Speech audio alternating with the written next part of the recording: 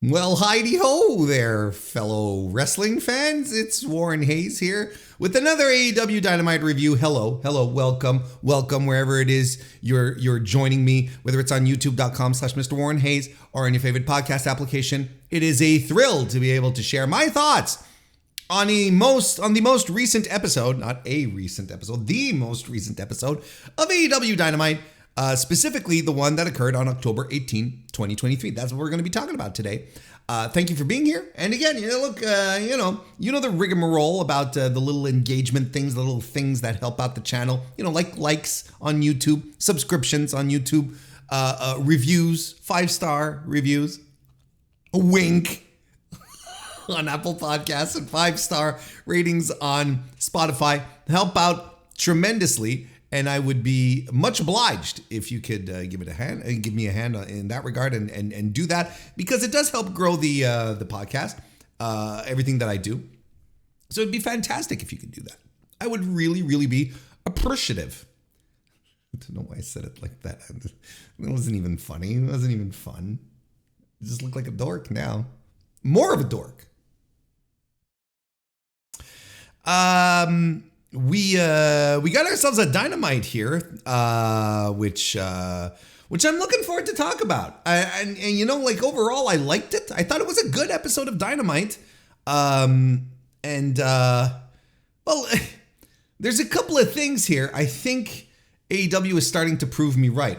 I don't want to sit here and, pat myself on the back again. Too much. But, I'm looking at things happening on the show and people showing up and wrestling. Look, there's a couple of things we've been talking about here over the past few weeks in regards to some of the woes that they've been going through. I think there's a substantial, there's stuff happening here that you absolutely should wonder as to whether or not that they listen to the show, but that they're paying attention to, that they know that they might be slipping up on some of the things that makes AEW special, that makes AEW different from the competition, and that had people fall in love with it in the first place. We'll get to those as we go along. You'll see what I mean. But I think, I feel, and even though it's not perfect yet, I feel we are in course correction mode here, if that makes sense. I feel certain tides turning, if that makes sense. I can feel it. Not saying everything is fixed and it's perfect, but look, let's start talking about it, right? October 18, 2023, from Rosenberg, Texas, in the shadow of Houston, Texas, as I was told, at the Fort Bend Epicenter. New building. WrestleTix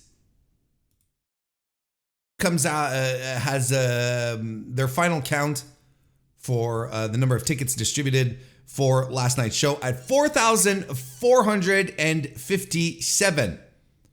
So that's where we're at. That's how we finished. So it's not a, again, these are not like mind-blowingly excellent numbers, right? These are not things that we're going to sit around and we're going to go, oh, this is absolutely fantastic stuff. However, this is on the high end. This is above average for Dynamites these days.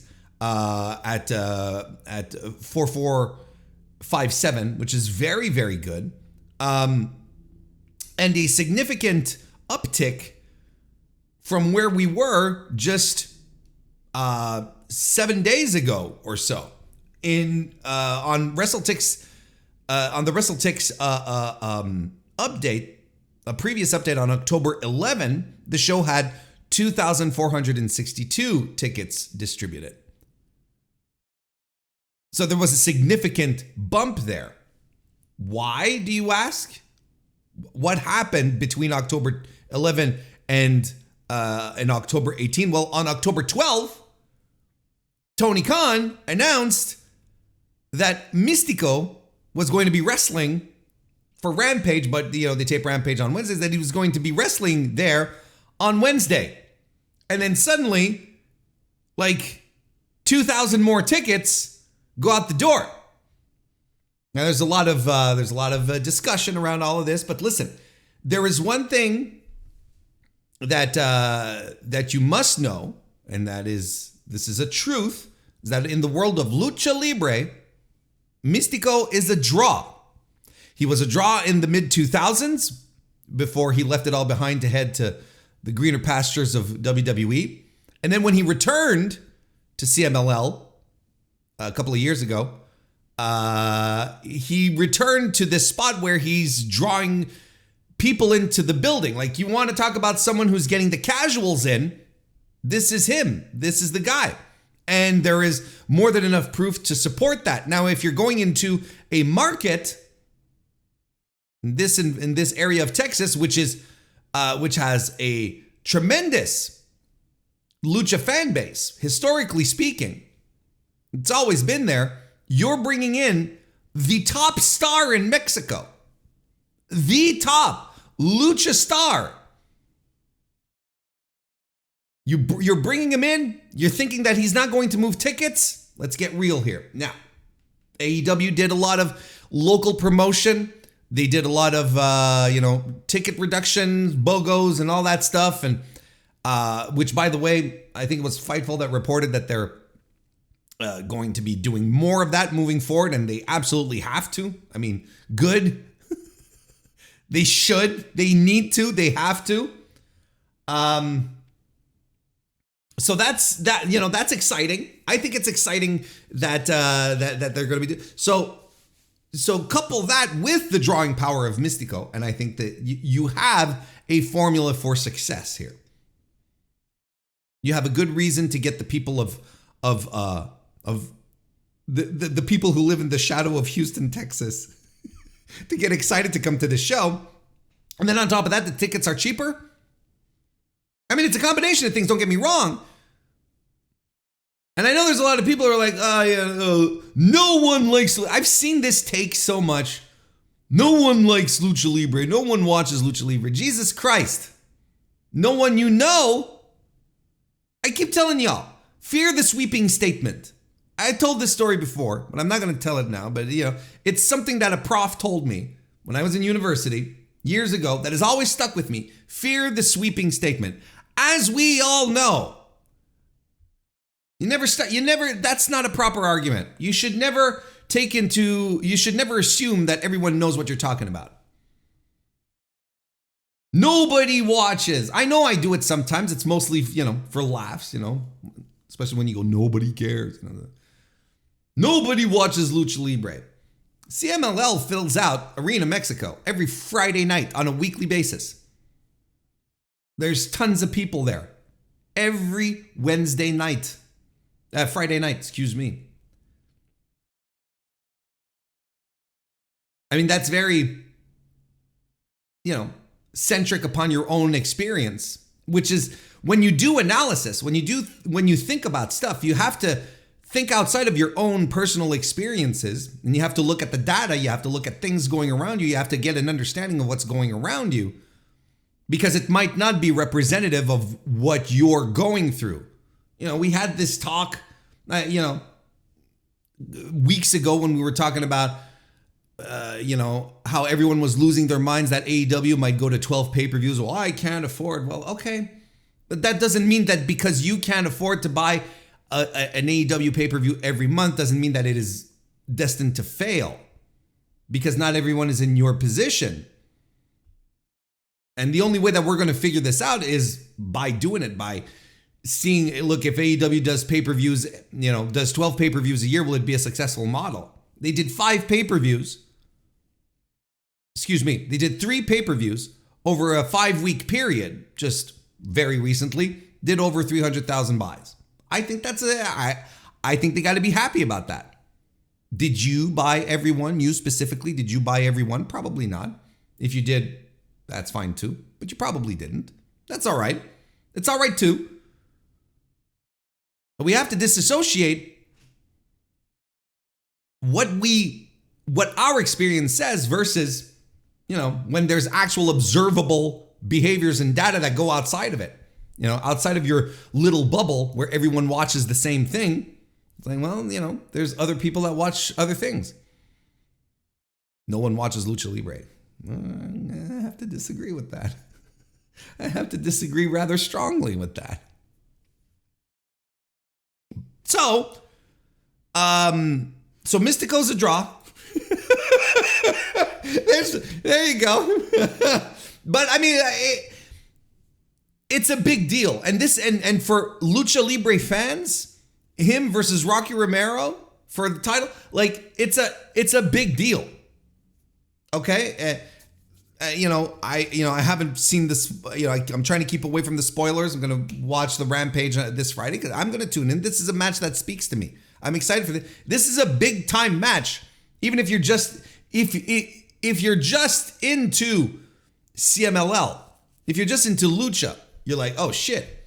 And I can't underscore this enough, how big of a deal it is that this is happening on US soil, promoted by a US promotion. Like, they're not doing Mystico versus Rocky Romero in CMLL. They're doing it in AEW. And this is all happening because of Rocky. Power broker Rocky Romero. If there's anyone who should be Booker of the Year at this point, with everything, with all the people he's bringing around the table, all the opportunities that he's opening up for New Japan, CMLL, with getting all these people working with each other, New Japan, CMLL, Impact, AEW. It's tremendous. All right, let's get to the show. Jay White defeated Penta El Zero Miedo with a good little match. What am I saying? Good little match. I thought it was a hot opener. I thought it was very good, actually. Very, very, very good. And it starts off fast, Penta, he just dives right over the top rope with a tope con hilo. Jay White gets one of his patented heat segments, a gourd buster on the apron, a suplex in the corner. He even lands in a cattle mutilation. I don't know if y'all saw that. Locking in a cattle mutilation there. I think it was during picture-in-picture, so you may have missed it. They have a tremendous chop off, right? Where Jay White he tries to land his chops, but Penta has his fucking whatever, and White he's eating shit, and he's like, take that off, So that was a lot of fun. A lot of controversies over tying knots. Why are wrestlers unable to tie knots? Like these types of spots always fail. And I'm looking at Jay going, you're like, Jay, you're not tying it. What are you doing? You're not tying it. You're being ridiculous here. Uranagi and Brainbuster by White, made in Japan by Penta. However, the guns interfere to distract the ref, which allows Juice to hit the left hand of God to knock out Penta. And then Blade Runner by Jay White for the win. I like the match. I thought, look, this is how you start Dynamite. Hot match to kick it off. After White gets on the mic, he talks about Max not being there. He sort of toys with him, taunts him. He's not here because he can't find anyone to help him get his belt back. Then Juice gets on the mic, puts over the ring again. Then he got a TJ Maxx. I couldn't remember when I did the Collision review on Sunday, when he talked about the ring. I couldn't remember the name. The TJ Maxx he said for $24.99. So it's not a custom ring, but I can still knock a guy out. And he's going to do it next week after he beats everyone in the Dynamite Dozen Battle Royal later on. And he might even get himself another gold tooth on top of that. All right. So my instincts were correct. They are pivoting away from the role of quarters. I talked about this on Sunday on the Collision review when they introduced the ring. I speculated, are they introducing this as a method to pivot away from the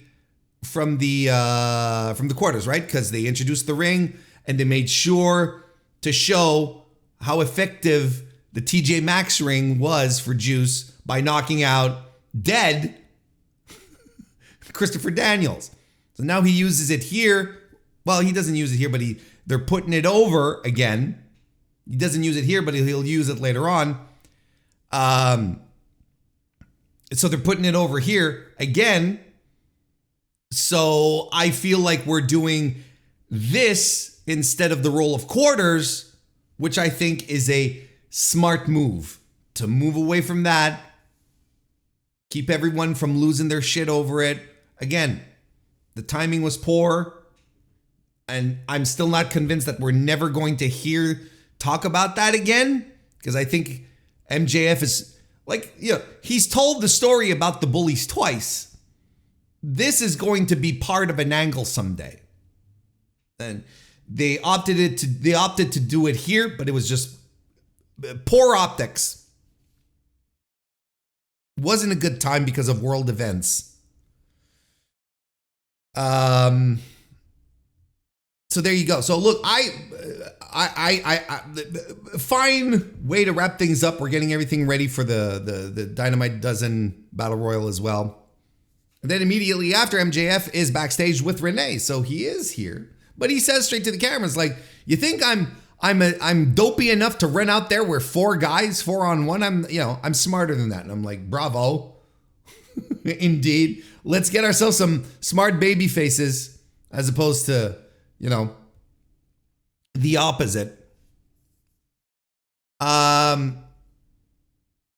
So basically he sets up, the fact that he kind of hopes Juice is going to win because he wants to kill him. So, there's still, the bad blood is there regardless. And then the Acclaimed arrive, still offering up their services for an 8-man tag, and Max is still playing hard. Max, as in MJF, is still playing hard to get, and the Acclaim goes so far for me. AEW Women's World Title Eliminator match followed, where Hikaru Shida defeated Emi Sakura. This was very good as well. I thought this was great. I got no qualms with this. Machine gun chops by Emi. She's taking advantage. She takes the lead on this early on, and she does machine gun chops in the corner. She even nopes a missile dropkick. I love that. She has a really good heat segment. I don't know. Like, I know everyone's like, oh, Emi, I know there's stuff in her presentation and, things that aggravate people. And I think she's such a solid fucking worker. In the back of my mind, when this match started, I was like, you know what? The bold thing to do would be to strap up Emi Sakura. That would be what I'd do. Just out of nowhere, put the belt on her, and then have her have tremendous matches with the rest of the roster, because she can guide everyone to something fantastic. She's that good. She's really, really good. She crossbodies Shida to the floor, which was great. A great bump by Shida. She tiger drivers her as well. There's a super close near fall on a La Magistrale, and a straight right and a Falcon Arrow by Shida, followed by the Katana for the win. Good little match. I really, really liked it. I mean, there's no, I'm saying, hey, they should have strapped up Emi. It's not as if, my prediction. Realistically, they're not taking the belt off of Shida this early again, right? They're not, but I'm like, if you wanna get into the weeds a little bit, You want to surprise people. You want to make things like shocking and interesting. And I think there's a lot of that lacks in wrestling, I find, when it comes. We're very safe with our title. And I understand too, you don't want to do this all the time, right?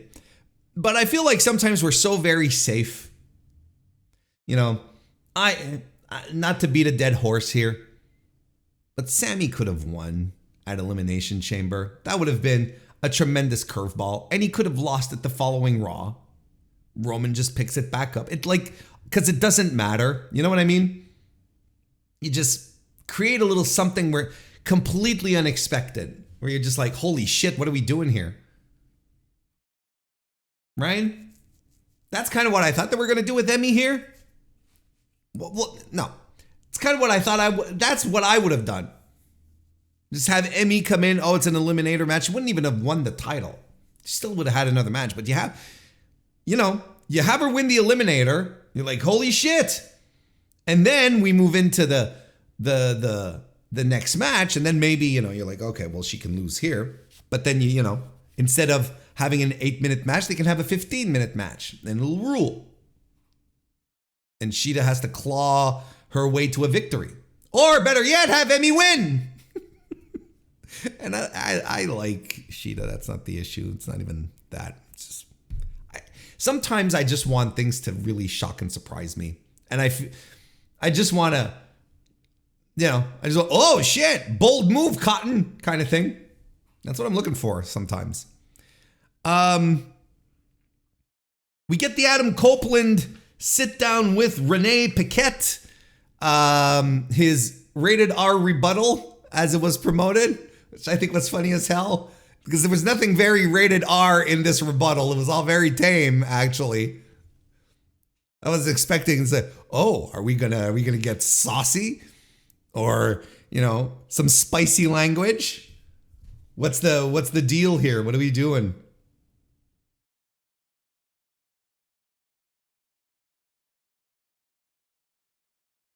So, he says Christian Cage seemed to be on board with him returning to AEW so that they'd finish up their career together, kind of thing, until Copeland started talking with TK, and then apparently that sort of created a rift. And look, here, there's a lot of lore. He does, the whole history, known him since the great and all that. And a lot of lore and a lot of talk and a rather long, drawn-out interview, which, I'm like, okay, well, you can't take the you can't take the edge out of Adam Copeland, and you can't take Adam Copeland out of Edge, apparently. Look, I don't want to be shitting on this, and I want to make something very clear. I'm sure Copeland has been looking forward to doing this kind of stuff, lore, promos, and all that, because of, he's been in the Fed for so long, and everything is so, put together. And look, I'm sure he wants to get all of this out of the way. Kind of like the back and forth with Ricky Starks and all that. And he's,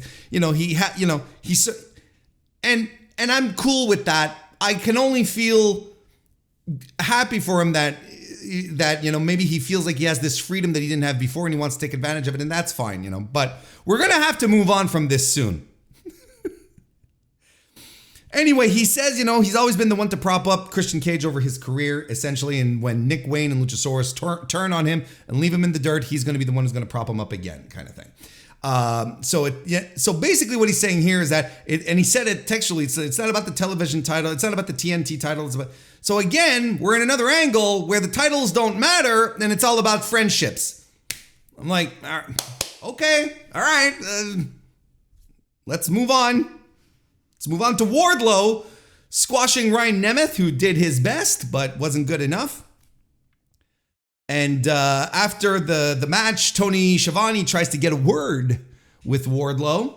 And Wardlow's, he was hitting the bricks. He was leaving the ring again because the match stopped by referee's decision. It's the same thing. Only Nemeth only took one power bomb.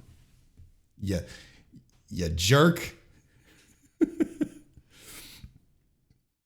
So So Shivani's in there, and then Wardlow comes off, and Wardlow shows off the MJF on his wrist tape, which had been a thing, right? A lot of eagle-eyed people on the internet had pointed that out. Now, it's official. Okay, this is a thing. He's coming after MJF. He wants MJF, and he shoves Tony Schiavone. The biggest heel move of the evening is not him,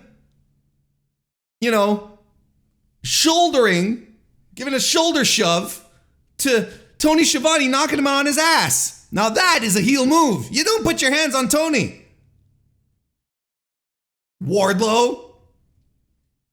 Renee Paquette is with Kenny Omega backstage. Kenny Omega's talking about, last year was a little rough. Don't look at my win-loss record. But he says I'm fighting Kyle Fletcher. He's reminded him that he's the measuring stick, he being Kenny Omega. And then he's like, maybe I'll go after the world title after this. MJF pops in, they shake hands, and then he whispers in Kenny Omega's ear, 13 days, bitch. Referring to, I'm sure you've all figured it out by now, referring to the fact that in 13 days, as of yesterday anyway, MJF will have beaten Kenny Omega as the longest reigning AEW world champion. So I'm thinking of this and I'm like, are we going to get ourselves, like, not next week. Next week we're getting Juice and Max, right? Are we setting ourselves up in 2 weeks' time to have a major match between Kenny Omega and MJF, or on Collision? I'm talking Dynamite here, or on Collision. Are we gearing up to have this big time pay-per-view match? Maybe. And look, and here's something that I really like. This is something that I really like, and sort of ties into what I was saying earlier, where I feel there's some course correction happening. There's a bunch of people now that are coming into the environment of the world title that want to be in the world title picture, want to challenge, right? You got Samoa Joe over the past couple of weeks has been talking about that. Now you have Kenny Omega, right, saying, I might just come for the world title. Jay White, the current obvious challenger right now. I absolutely do not hate this, because more people should be talking about, I want a world championship shot. More people should, because it's the world champion. It's the top prize in your promotion. Of course, people should want this.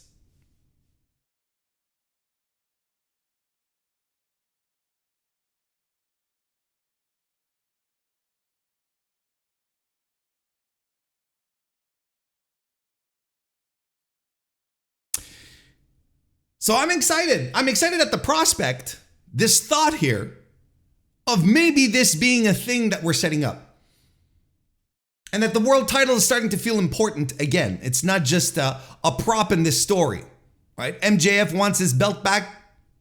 Jay White is hanging on to it, I don't hate this at all. And this is what I meant when I started off the show by saying I feel like there's some things that are course correcting. Look, we still got an Adam Cole, Rodrick Strong vignette again, which, it just goes over my head. I watch, so I gaze into the abyss on that one. I have no thoughts for you. You know by now how I feel about these vignettes, but this whole dynamic has taken a back seat. I understand Cole is injured. It might have been something completely different should he still be healthy or whatnot, right? We're not even going to get into that. But right now, the title feels important. MJF is making it feel important again. MJF is coming off as much more as a world champion than anything else now. About the goofy shit. Now there's people that are angling for the title. All of this feels, you see what I mean? Some course correction. Am I being too optimistic? I'm still, I'm still a little guarded, but I feel like we're veering in the right direction. How about that?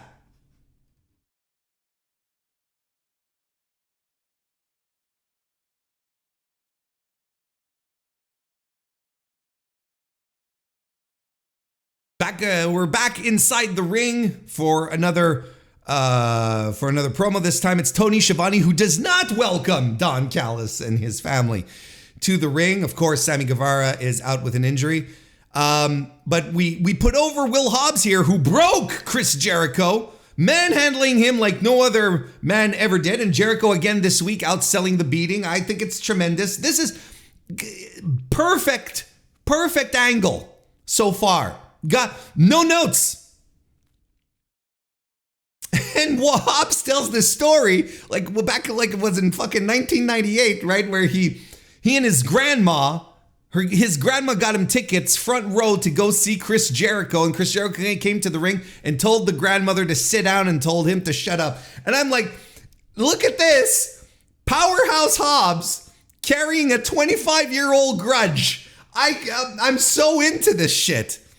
You know, the only person who could possibly be as petty as CM Punk, and it's a storyline, whereas Phil Brooks is legit. I thought this was hilarious, fantastic. Then Callis runs down Kyle Fletcher for letting the Don Callis family down. Fletcher comes in, he says, look, I did you a favor, pal, because my boy, Will Ospreay, was on his knees begging me to do this for you. Or something. No, Callis called Ospreay, right? Callis called Ospreay begging for help. And Ospreay was like, why don't you, here's my boy, Kyle, and he's going to handle it. And Callis is like, look, if you do good tonight, kid, I might give you another shot here. And then we get Kenny Omega defeating Clive. Is that what I'm going to say? Clive Fletcher. Kyle Fletcher in a tremendous match. Now, I don't want to spend... there's a lot of stuff that happened in this match, and I thought it was fantastic. Just gorgeous stuff. But I want to talk... There's two things I want to talk about here. First and foremost, Kyle Fletcher, what have I been telling you over the past couple of weeks? Months at this point, ever since Aussie Open signed, Fletcher has the tools to be a main event guy, to be a big time player, to be a star in this business. He has the tools, and it is up to him to decide, you know, how high his ceiling is going to be. It's really going to be in his hands.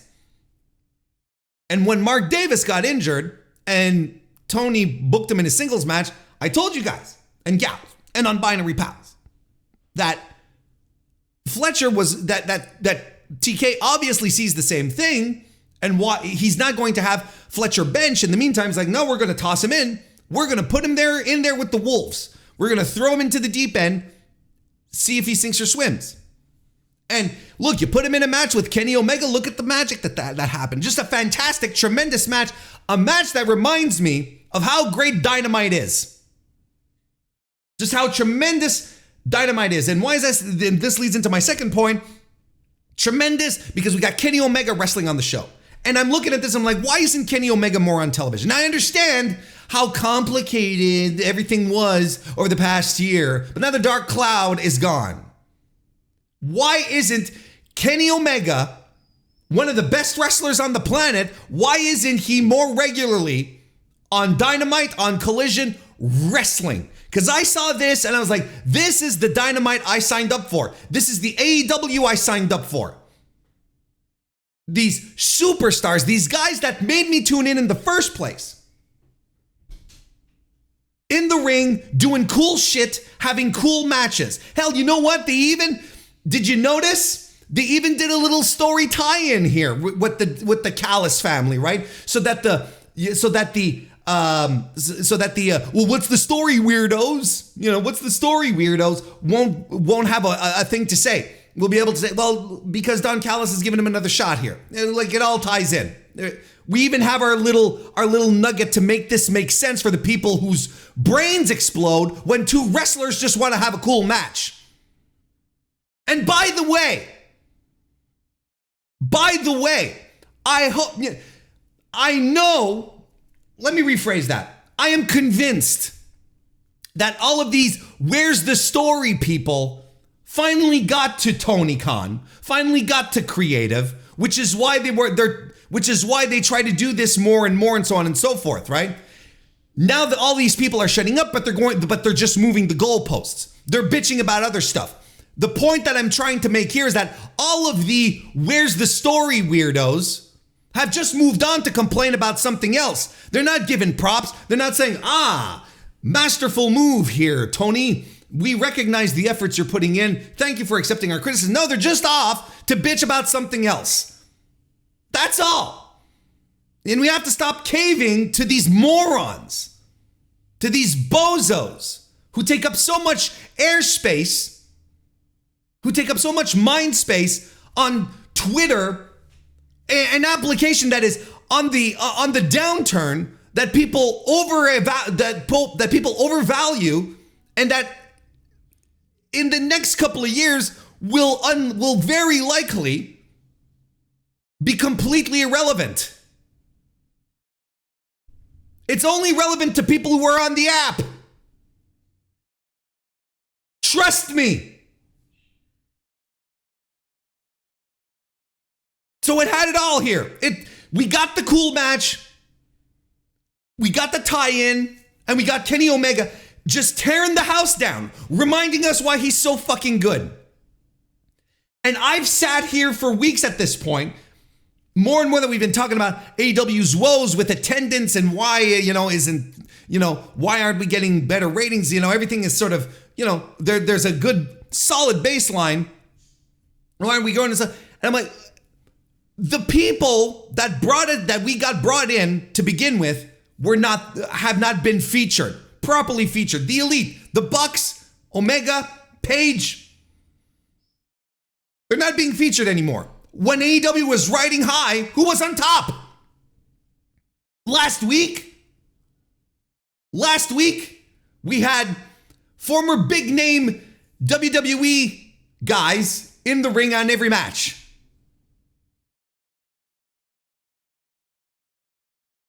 No Jacksons, no Omega. I'm like, what are we doing? The formula here to me is not all that wacky. It's the people who represent the alternative, the people who are at the very basis, at the grassroots level, when AEW was coming up for the first Double or Nothing, for the first, Fight for the Fallen, or Fighter Fest. I don't remember which one, it doesn't matter. But these first pay-per-views, before the daily show came out, the weekly show came out, and we don't have daily wrestling, Jesus Christ, shoot me now. We have, before the weekly shows came out, all these guys who were at the core of it, who made us tune in, that we were excited to see on a main international television, national stage, whatever you want to call it. Where are they? Where are they now? Omega just reminded me of this. It's like, Christ, Kenny rules. I want more Kenny. And I'm sure I'm not alone.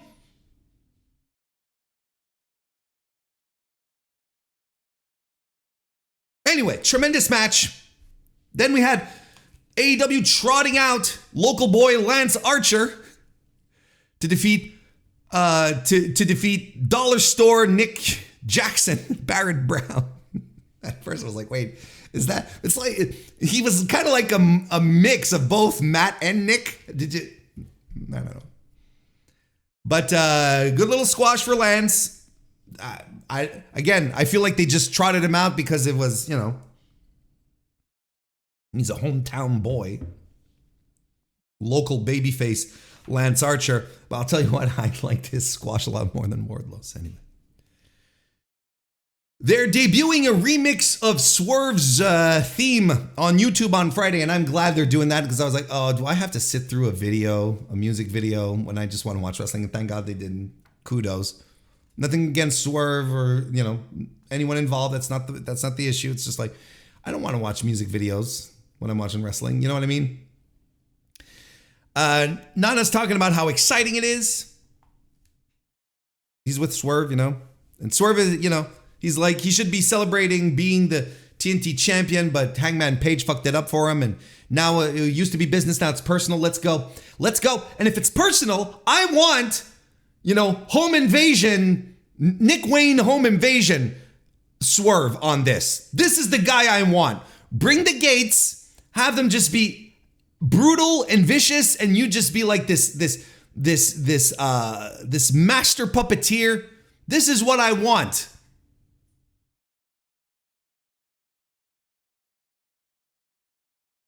Tony Schiavone talks about his history with Sting and then introduces the Icon who comes to the ring. He says he's apprehensive, and Tony takes a powder, leaves him all by himself. He's apprehensive about saying the word. I'm like, oh boy, that could be a lot of things. There's about a dozen that you can't use anymore, Stinger. Be careful. Whoa. Oopsie. Are we gonna have some gamer words being thrown around here? No. We know what word he's talking about. I'm being stupid. It's a bit. Thank you for being here. Try the veal. But the word he's trying to avoid speaking is making him reflective. Reflecting on the times he traveled the roads with Lex Luger, the Steiners, Buff Bagwell. Says, whoa, those are some names from the past. I'm like, yeah, I don't feel like, maybe in his mind he was like, those are deep cuts, but they really weren't. I'm like, okay, sure, but yes, he's not wrong. And he says, and back then, we were young, we were hungry, and we were looking at the generation ahead of us. Like Dusty Rhodes being the most charismatic human he'd ever seen.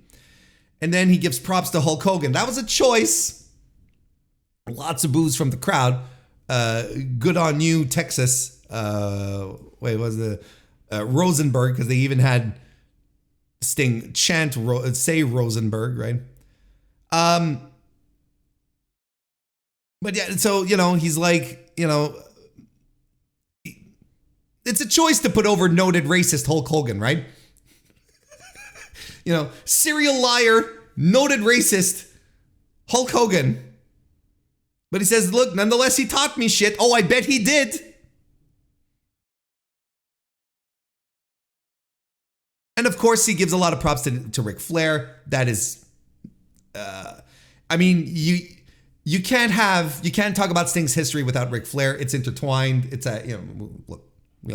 it's the very basis of his career. There's no Ric Flair, there's no Sting. I think that's fair. No Ric Flair, no Sting. He says he understands now how the older guys couldn't let go of all of this. Let's look at where I am right now. He said, at my age, should I be jumping off of balconies? And he stops himself and he's like, oh. Neat little promo. And he said, yes, I've already. So, he comes around to announcing that he's going to be retiring. And he says, yes, he already had that retirement in 2015, but something never sat quite well with me on that one. And I'm like, you know what, Stinger? It didn't sit well with a lot of us as well. I enjoyed that. That one. I felt like that one was for me. And just like his first in-ring match back was at Revolution 2021, his last one will be at Revolution 2024. So his retirement has been announced for February next year, essentially. Boy. And he underscores is like this is not a wrestling retirement. He says the one thing you can be sure about is that this is for sure. Whereas usually he says, nothing's for sure, but this is for sure. Like he's not screwing around with this one. He's not saying that this is a wrestling retirement, despite the fact that he is still a wrestler retiring. Look, let's not be dopey here. But the prospect of Sting wrestling his final match, that's going to be a huge thing. They're already stamping it in time, which means that we have time to build to it, anticipation, and that's going to sell tickets. That's going to be a ticket mover. There's going to be people from all around who are going to move on to Revolution to watch Sting wrestle his final match. Who will it be? I don't want to get into that speculation on a review show, but if you ask me, if you do things right and you put over the next generation, he was talking here about how he was coming up, and you want to go full circle on this. He puts over a young guy, and it has to be Darby, right? I think that's what makes the most sense. And Darby can have a good little match with Sting as well. Because that's also, you probably want Sting to have a singles match, right? Doesn't that make sense? You don't necessarily want him to be in a tag team, in a trios. You want him to have his final match. And look, he's been in Japan, and he's been watching his old pal Kaiji Muto, getting all of his retirement matches, but getting a couple of singles ones in there too. So he's seen this, he understands it, and he's probably self-aware enough to know that it's like, look, I'm not going to go 15 minutes like Muto did with fucking Tetsuya Naito or, whatever, Shinsuke. Going to keep it nice and tidy. I'm sure he's aware of his limitations. But yeah, look, this is a big deal. It's a big deal for the that we have an expiry date on the in-ring career of Steve Borden, Sting, a guy who came in to want to grab his legacy, grab hold of his legacy, take it out of the hands of Vince so that he could do it his own way, go out on his own terms. And clearly Tony was open to that, Tony Khan, and we're going to end it in a proper way. And it was a good choice. Everyone made wonderful choices here. And there's no one, I think, reasonably can say this was a failure, it was a waste of time. I know people who have never seen Sting wrestle in his heyday, watching Sting in 2023 and going, this guy's pretty fun. I understand he's old. I understand he's a legend. But I enjoy what he does. So it's hard to, we'll do the retrospective when it's time. There's going to be plenty of those.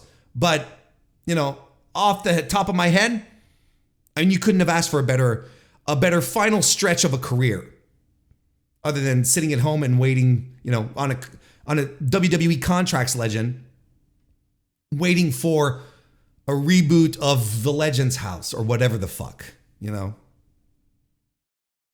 It's a good gamble by Sting. Good stuff. We get Tony Storm's new movie during Picture in Picture. All right. Cool. Then, back from commercial, we get Jim Ross in the sit-down interview with Nick Wayne and his mom. And she's just, why did you do this, Nick? And Nick is being a petulant adolescent. I fucking love it. He's just sitting there, arms crossed, legs extended, and his leg is wiggling. He's like, Ma, I don't want to do therapy. I love it. And Jim Ross, and he starts shouting and says, hey, that's your mother. And I'm like, Jesus. Nick is just being a petulant little fuck. And I loved it. It worked perfectly for him.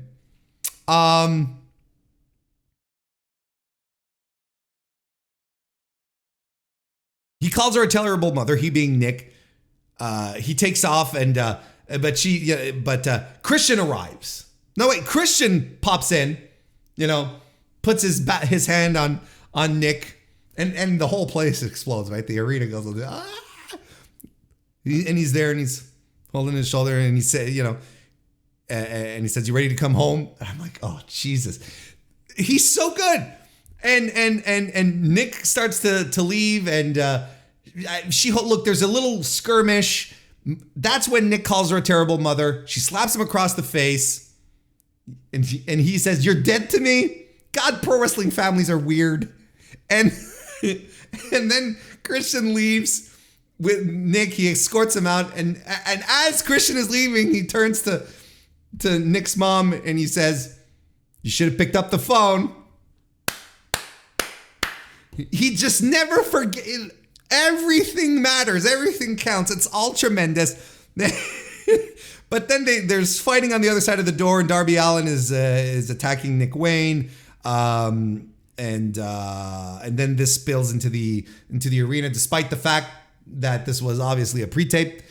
But Luchasaurus gets involved. Christian gets involved. Sting joins the battle. Hey, Nick Wayne gets a teeth chipped. One of his a tooth chipped. One of his teeth gets chipped. Tremendous thing. And Sting is doing the Scorpion Deathlock. Luchasaurus saves him. Like, you know, I thought the last few minutes of the schmaz were a little weak, but I was entertained. And you know what? You had Adam Copeland and you had Christian Cage on this same show. Look at what they did, respectively, and tell me that there's no truth to the Adam Cole, Christian Cage meme that you've certainly seen, you know, with people doing back and forths, right? Right? You know, where you know the meme I'm talking about, where Edge is like, he blah, blah, blah, blah, you know, he's on 2 times speed and he's talking, and Christian's just like standing there. Like, the meme is real.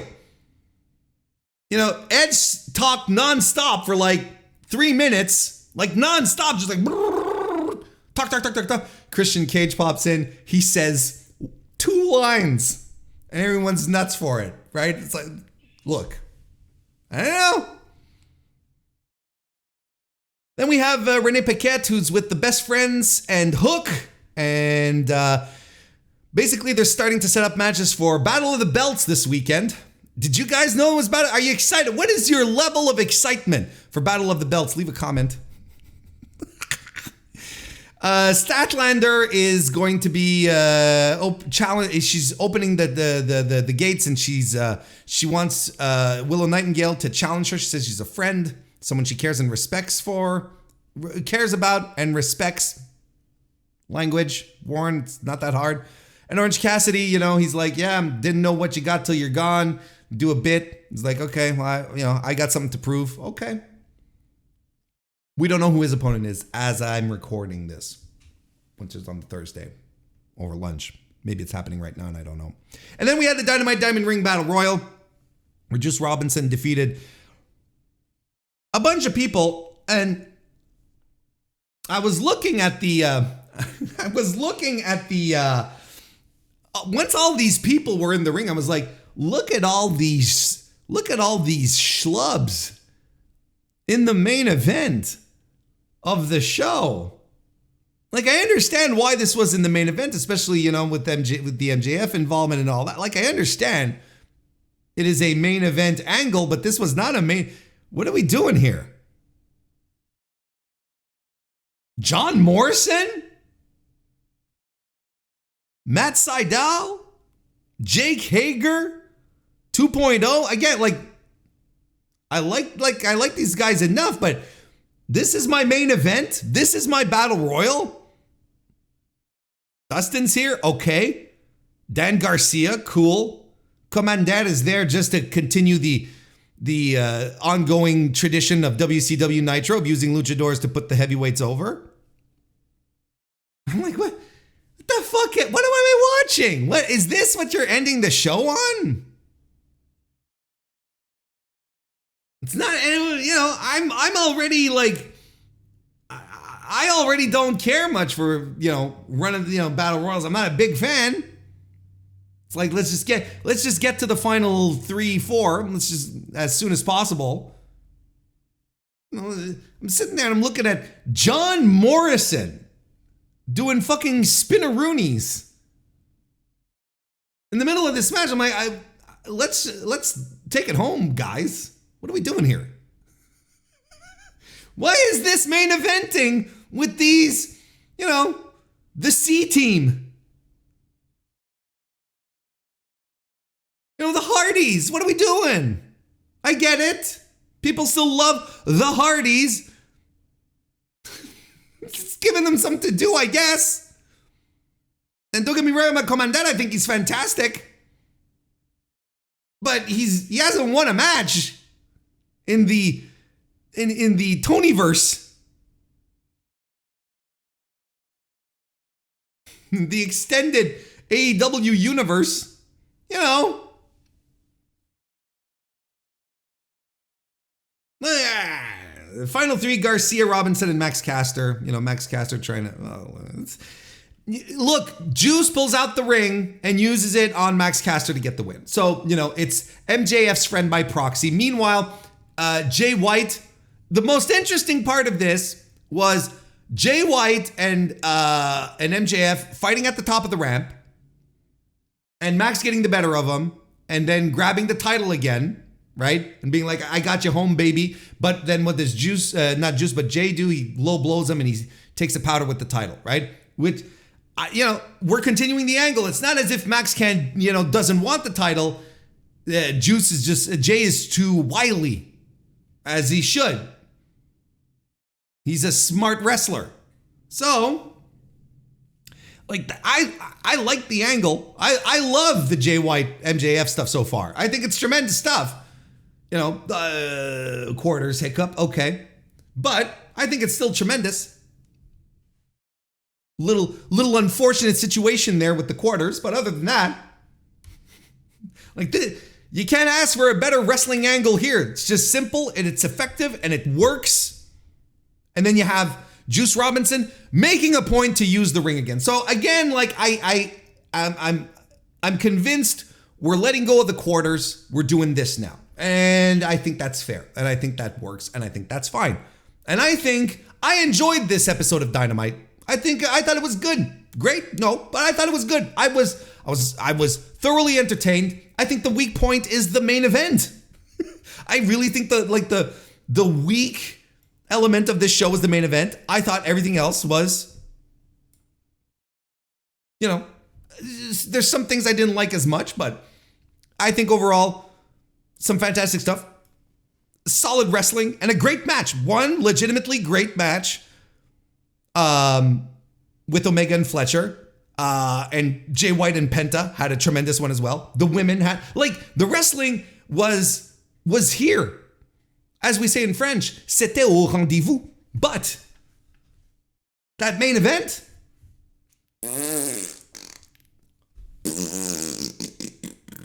I'm doing thumb down, down thumbs down, for those of you who can't see me right now.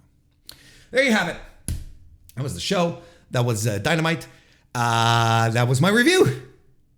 So I will be back on Sunday for the Collision review and then back on Tuesday for another live recording of the Mr. Warren Hayes Show. Hope you can make it. Thank you very much. One last call for a like, a subscription, a review, a rating. I'd appreciate it a great deal. Thank you everyone for tuning in. I'll see you next time.